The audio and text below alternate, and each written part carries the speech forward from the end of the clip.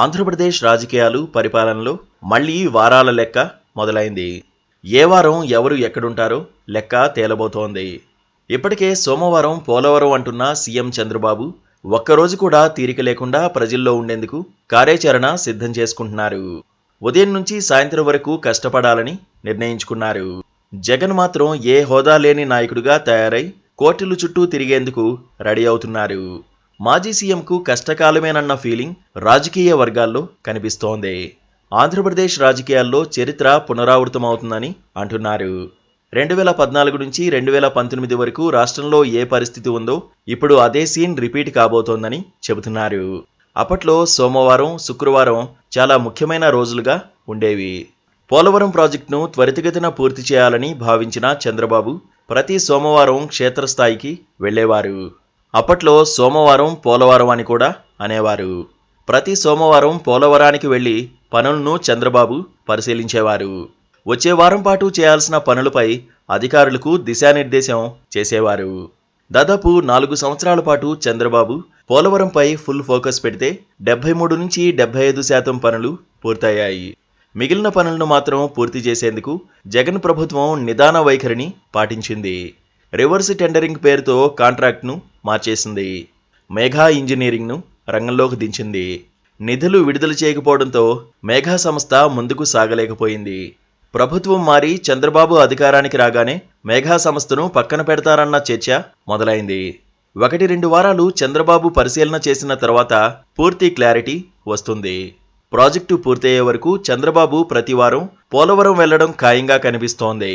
మరోపక్క జగన్ రెడ్డి 2014 నుంచి 2019 వరకు కేసుల విషయంలో ప్రతి శుక్రవారం కోర్టుకు హాజరయ్యేవారు. పాదయాత్ర చేస్తున్నప్పుడు కూడా శుక్రవారం విరామం తీసుకుని హైదరాబాద్లోని సిబిఐ కోర్టుకు వెళ్లేవారు. 2019లో సీఎం అయిన తర్వాత మాత్రం కోర్టుకు హాజరు కాకుండా మినహాయింపు పొందారు. ఇప్పుడు జగన్ రెడ్డి ఎన్నికల్లో ఓడిపోయారు. కేవలం 11 సీట్లతో ప్రధాన ప్రతిపక్ష నేత హోదా కూడా పొందలేకపోయారు. దాంతో ప్రతి శుక్రవారం కోర్టుకు హాజరు కావాల్సిన అనివార్యత ఆయనపై ఉంటుంది. జగన్ రెడ్డి కేవలం శుక్రవారమే కాదు, ప్రతిరోజు కోర్టుకు వెళ్లే పరిస్థితి వస్తుందని రాజకీయ వర్గాల్లో టాక్ నడుస్తోంది.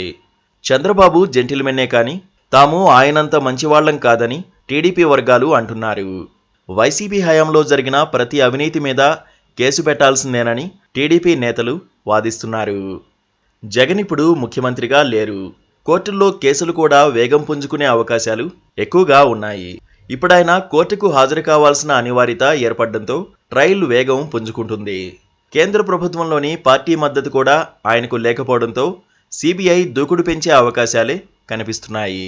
జగన్ సీఎంగా ఉన్నప్పుడు టీడీపీ వారిపై వరుస కేసులు పెట్టి పలువురు నేతలను జైల్లో వేశారు. వాళ్లంతా ఇప్పుడు రగిలిపోతున్నారు. వచ్చిన అవకాశాన్ని వదులుకోకూడదని అంటున్నారు. కక్ష సాధింపు లాంటి చర్యలకు దిగాల్సిన అవసరం లేదని, ప్రజల కోసం పనిచేయాలని చంద్రబాబు పిలుపునిస్తున్నప్పటికీ పార్టీ నేతలు మాత్రం ఒప్పుకునేందుకు సిద్ధంగా లేరు. జగన్ రెడ్డి కక్ష సాధింపు వల్లే మాజీ స్పీకర్ కోడెల శివప్రసాదరావు ఆత్మహత్య చేసుకున్నారని గుర్తు చేస్తూ ఆయన బలిదానానికైనా ప్రతీకారం తీర్చుకోవాల్సిన సమయం వచ్చిందని చెబుతున్నారు. జగన్ పాలనలో జరిగిన ప్రతి అక్రమంపై కేసు పెట్టాల్సిందేనని డిమాండ్ చేస్తున్నారు.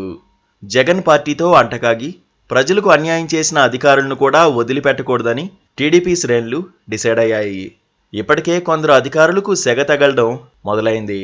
మునుపటి సిబిఐ కేసులు మాత్రమే కాకుండా తాజాగా కేసులు పెడితే జగన్ శుక్రవారం ఒక్కరోజే కాకుండా దాదాపు రోజు కోర్టుకు హాజరు కావాల్సిన అనివార్యత ఏర్పడవచ్చు. తక్షణమే అరెస్టు చేయకపోయినా రోజువారీ కోర్టుకు హాజరు కావడం మాత్రం ఖాయంగా కనిపిస్తోంది. అప్పుడు శుక్రవారం కోర్టు వారమని కాకుండా రోజూ న్యాయస్థానం ముందు నిలబడాల్సిన పరిస్థితి రావచ్చు.